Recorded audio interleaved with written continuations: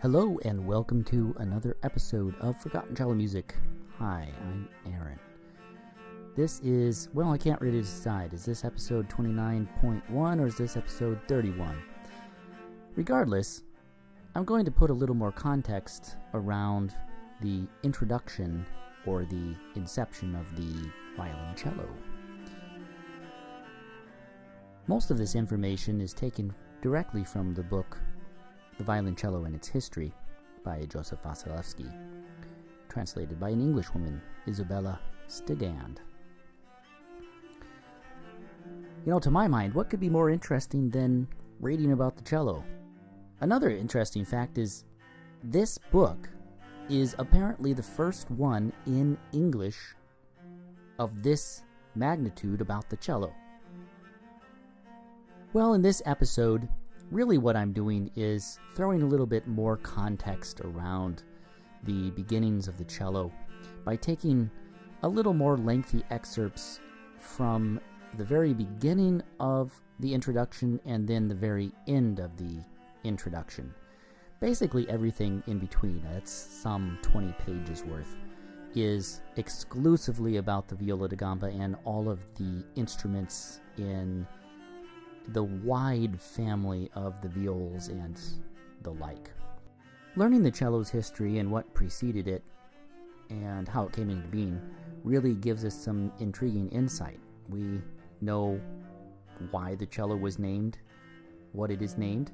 Its full name is the VIoloncello, and why it has its shape and the dimensions and also the number of strings that are used.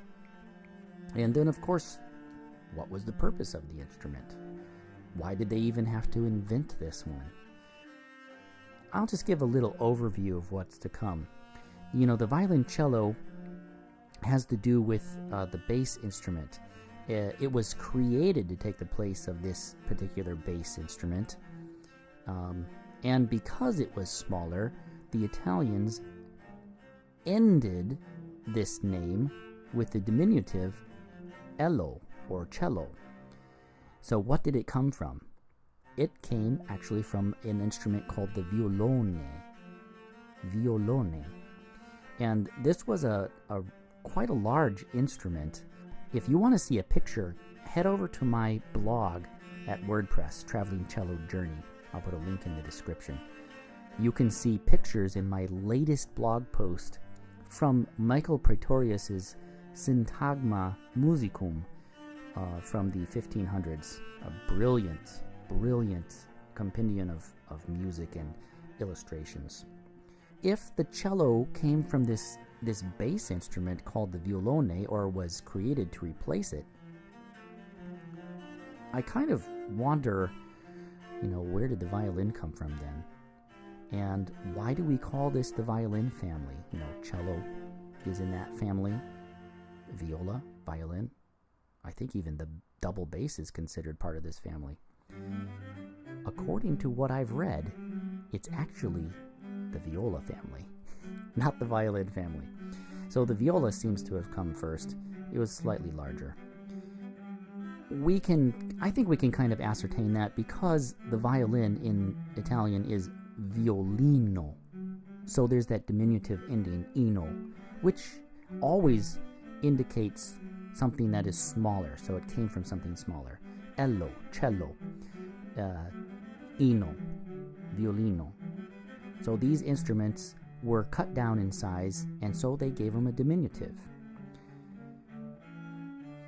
I think we can safely say that the violas are the violinist daddies, and the violone is the cellist daddies. Now, what's the difference? The cello was so awesome and amazing that the violone ceased to exist. Nobody ever played it after the cello came about.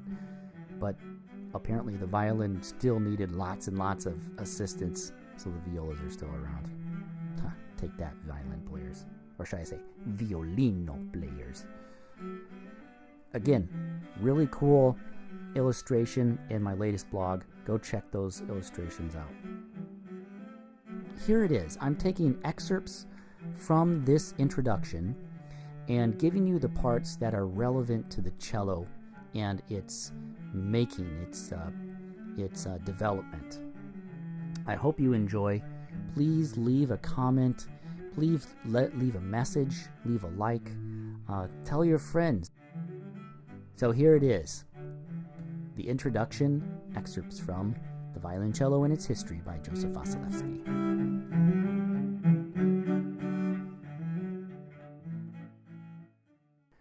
Our concert rooms are always crowded to overflowing.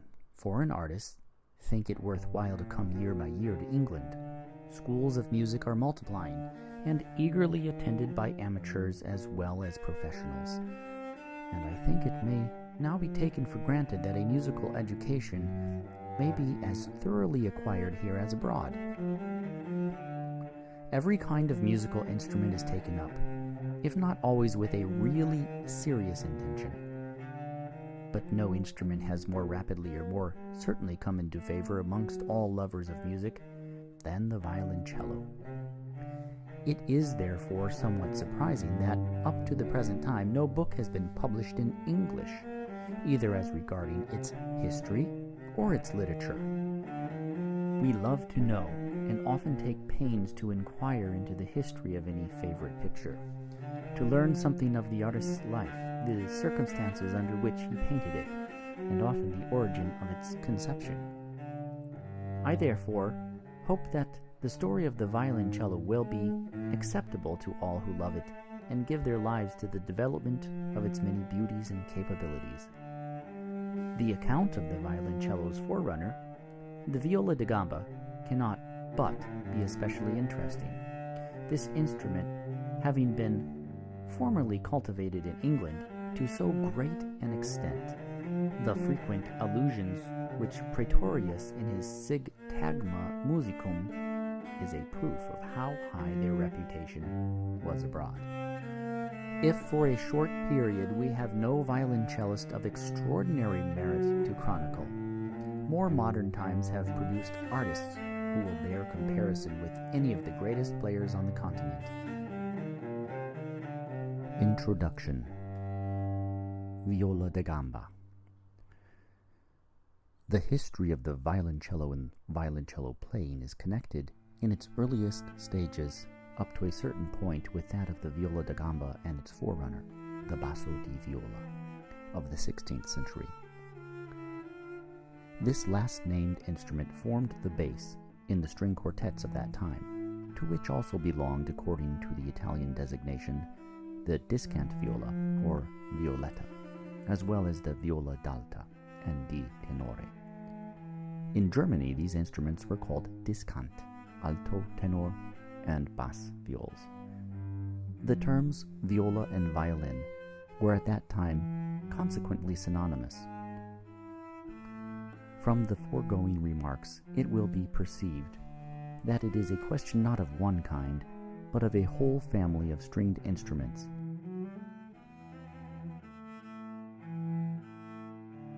Violas or violins were of two kinds.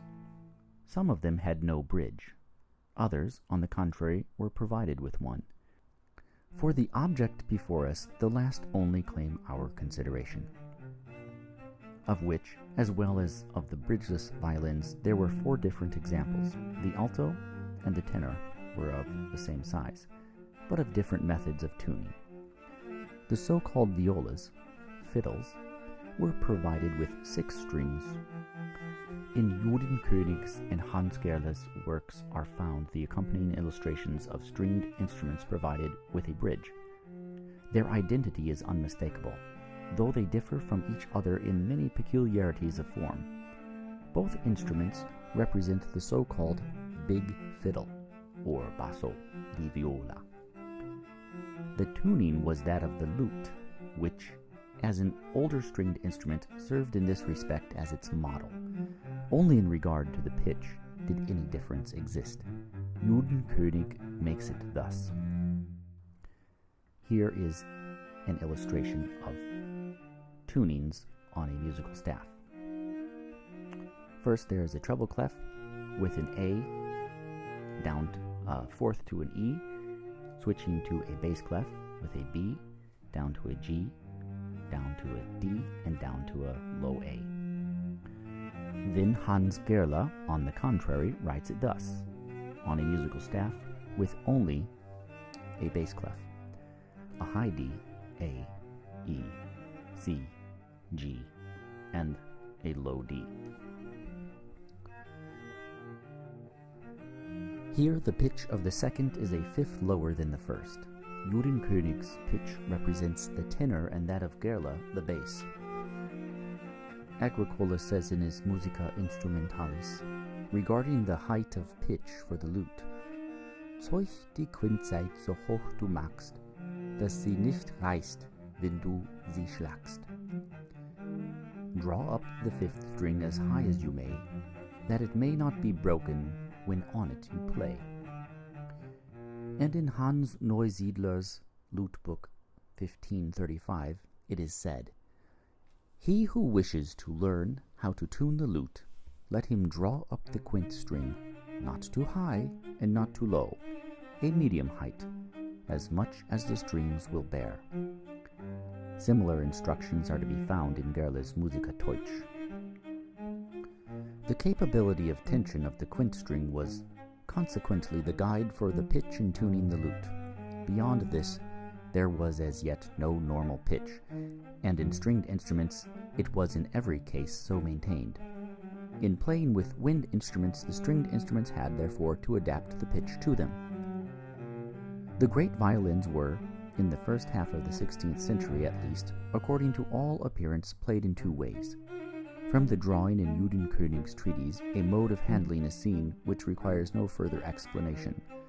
That the handling of the great violin, represented by Judenkönig, without any explanation is treated as of not exceptional appears also from the accompanying vignette of other publication of that period. The bass viol performing with the two lutists represents the same position and manner of playing as the woodcut in Judenkönig's treatise, with the sole difference that he is holding the instrument in the left hand, whereas the peg box of the instrument, bent sharply backwards, of Judenkönig's player rests on his shoulder. It is very evident that in both cases scarcely more could be executed than the simplest bass accompaniment. More, however, was eventually to be produced according to the treatment of the great violin prescribed by Gerle. He says regarding it, When you have, according to my instructions, beschreiben, noted, tuned and drawn up the violin, and wish to begin playing, proceed thus. Take the neck of the instrument in the left hand, and the bow in the right. Sit down and press the viola between the legs, that you may not strike it with the bow, and take care when you play that you draw the bow directly and evenly over the strings, neither too far from nor too near the bridge, on which the strings lie, and that you do not draw the bow over two strings at once, but only over that which is placed under the figuring in the tablature, and this must be especially attended to. It appears, according to Gerle's instructions, that the instrument of which he speaks was a so-called knee violin, in Italian, viola da gamba. It seems, however, that in the 16th century this description was not in common use. Hans Gerle, a native of Nuremberg, born about 1500, had already received important consideration during the first 20 years of the 16th century, not only as a skillful player, but also as a maker of lutes and viols. Yet the making of these instruments, and especially of viols, had already been carried out at a much earlier period than others. The oldest fiddle or viola maker of whom we have any mention is a certain Carlino, who, according to Fetti's account, lived and worked in Brescia. It is most probable that he was a German, or at least of German extraction, for the name Karl, in every kind of variation, both as a common and individual or family name, had been constantly in use among the German races. In the German dictionary of the Brothers Grimm are indicated the various forms of the name Karl, K-E-R-L. There is Karl, formerly Karle, Karls, Karls, Kerlis, Kerli, Kerlen, Kerel, Kerl, Kerdel, and Kiel. They are of German origin and are derived from Middle or Low German, whereas the Anglo-Saxon equivalents are Karl, C-A-R-L, or Kerl. Originally, the word Kerl, K-E-R-L, according to Grimm, was synonymous with man, man, and also with Ehemann, husband. But it was also used as a family or tribal name, as is proved from the names Jakob de Kerl, 16th century, Johann Caspar von Kerl, also written Kerl, K-E-R-L, Kerl and Scherl, born 1628, and Vitus Kerl in the 18th century. Another form of Kerl, Kerlin, was, according to Grimm, used in the 16th and 17th centuries.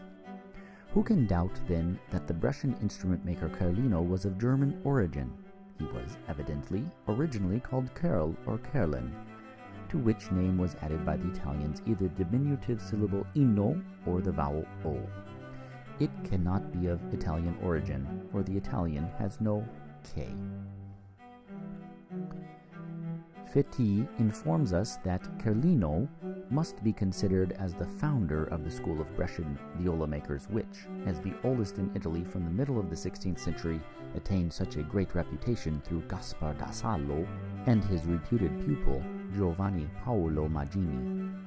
If what appears so extremely probable has any real foundation to a German, or at least to a man of German extraction, must be justly conceded the merit of having, in a measure, been the originator of the art of Italian stringed instrument making, which later on developed to the highest point. Further, we learn from Fetti that in the year 1804, a Parisian violin maker named Colliquer was in possession of a violin, which had been previously described by the French writer on music, de Laborde, containing the inscription, Johann Kerlino, on 1449, and which originally had been a violo da braccia. Doubtless, this remarkable instrument exists at the present time. Fetti, who saw it himself, describes its quality of tone as agreeably soft and faintly subdued. Among the composers who wrote for the viola, we must mention Giovanni Battista Bonametti, born at Bergamo at the end of the 16th century. In 1615, he caused to be published in Vienna a collection of trios for 2 violas and a bass. After Kerlino, there appeared in North Italy, as noted, lute and viola makers the monk Pietro Dardelli in Mantua, about 1500. Gaspard Duif Oprugar in Bologna, 1510. Venturi Linelli in Venice, 1520. Peregrino Zanetto in Brescia in 1530. And Morglato Morella in Venice, 1550. Amongst these, G. Duofo Prugar is evidently of German birth, and remarkable as having, as far as we can see, made the first violins.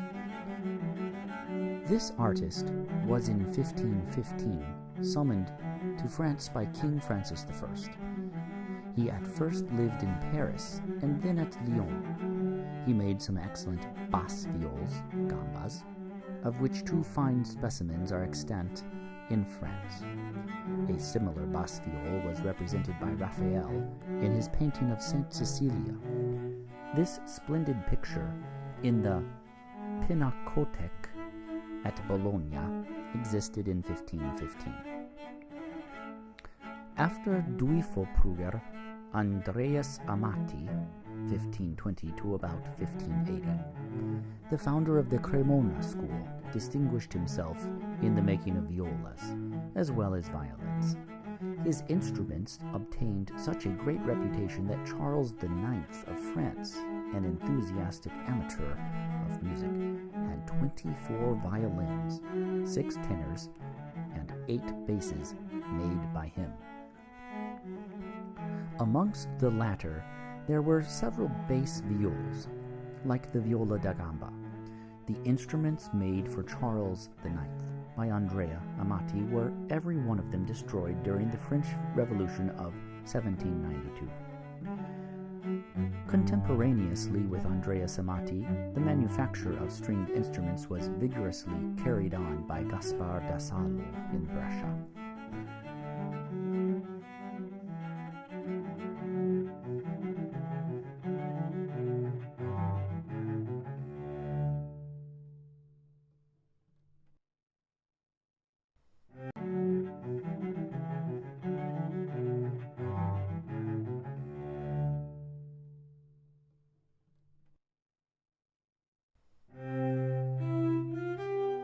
For solo playing, gambas were used not only for the execution of monotone, that is to say, compositions of one part only, but also for several parts, and especially for double stops in chords.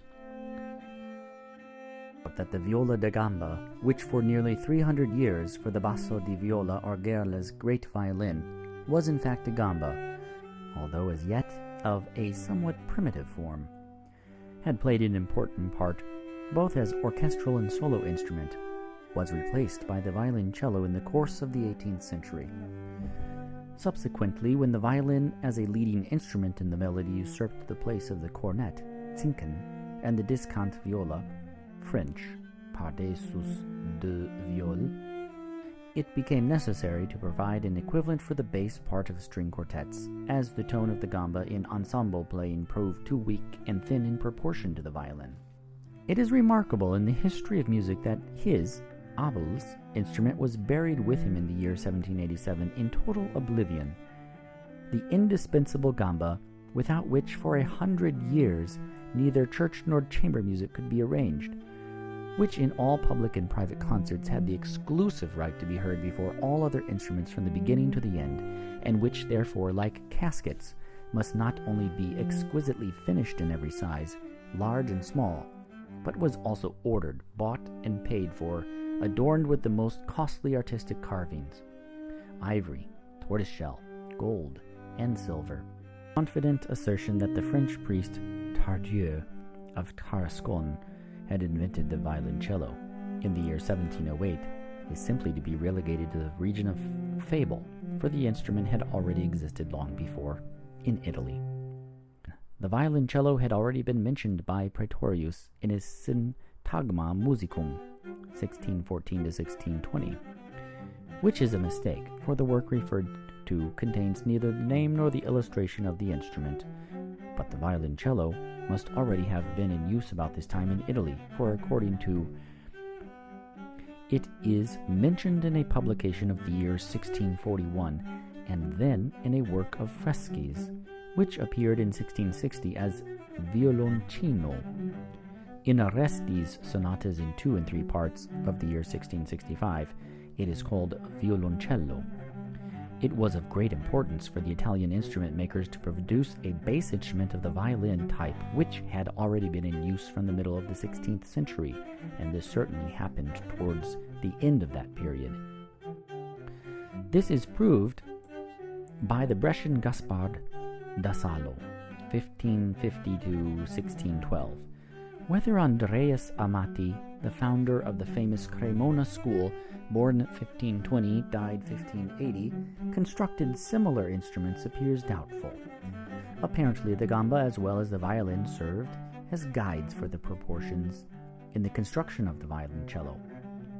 From the violin were borrowed the outlines of the sound box, the arched back, which the more ancient gambas whose backs were flat did not have.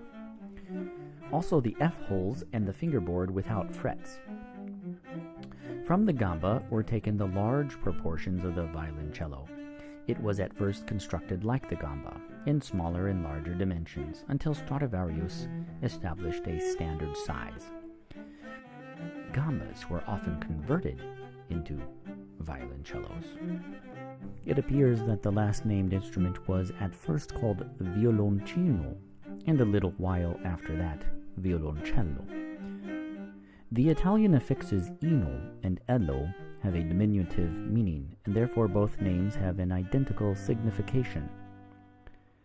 As violino is the diminutive of viola, violoncino and violoncello are the diminutives of violone. To return to the violoncello, it offered the player two very important advantages over the gamba. First, the finger technique was wholly unlimited because the fingerboard had no frets, which in regard to runs and cadences, as well as changes of positions, opposed a substantial hindrance to the gamba player. Then the player on the violoncello could obtain more tone than on the gamba by drawing the bow more forcibly over a single string. The upper edge of the bridge of the gamba, over which the strings passed, was so flatly cut for harmonized or part playing that it was necessary to avoid a strong tone, lest the neighboring strings should thereby be sympathetically affected.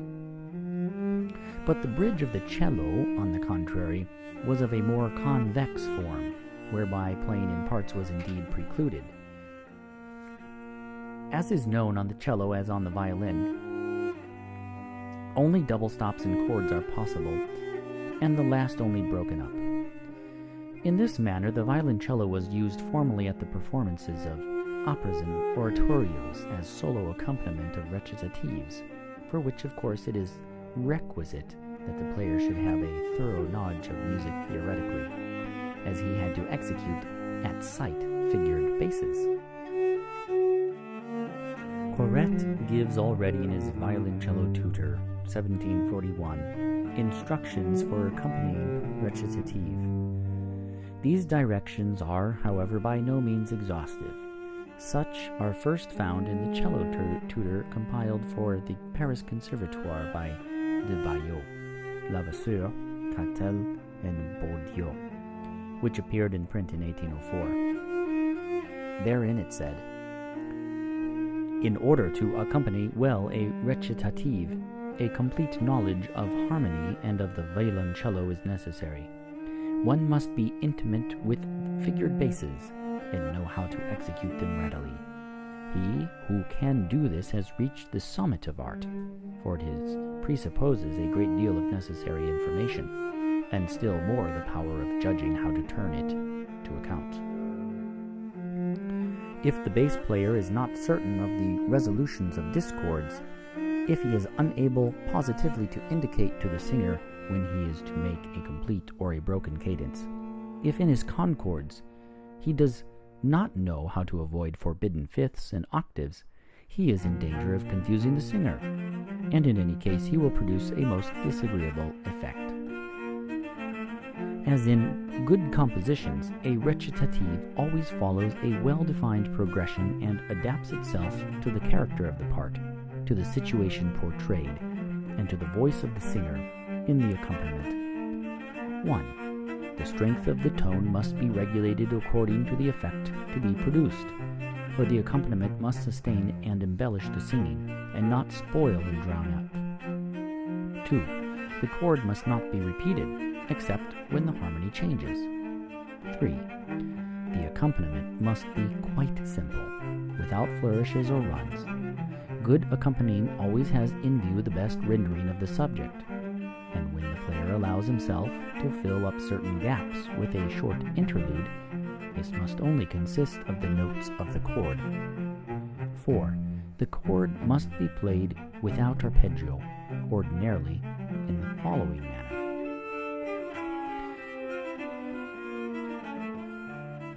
Here follows an illustration in bass clef, the notation in figured bass, a low G and a low C.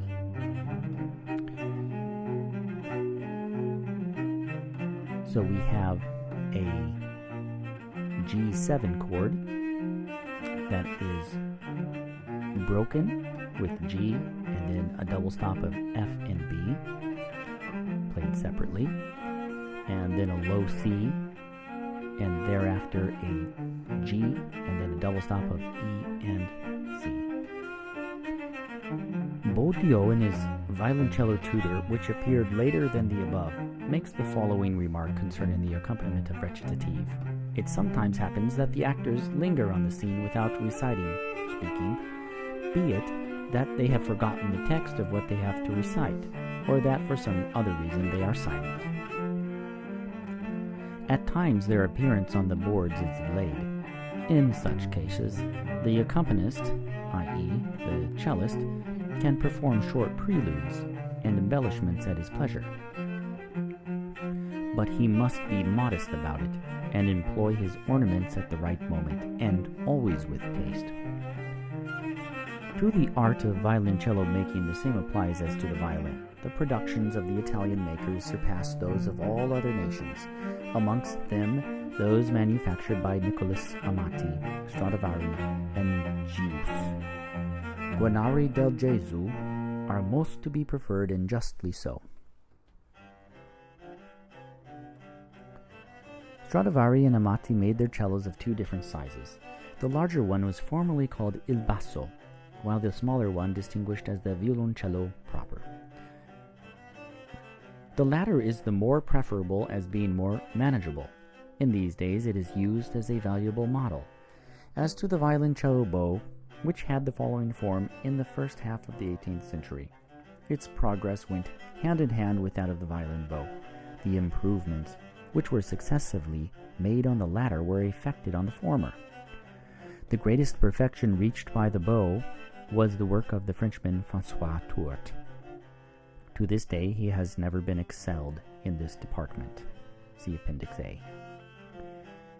Illustration of early bow type. The fabrication, however, of good violin and cello bows has latterly become very general, and especially in Markneukirchen, the manufacture of bows as well as instruments has received a great impulse. End of introduction to the history of the violoncello by Vasilevsky. Thank you for listening to this episode. It was a lengthy introduction or contextual history surrounding the inception and development of the cello. I hope you have a nice day, and remember to play more forgotten cello music.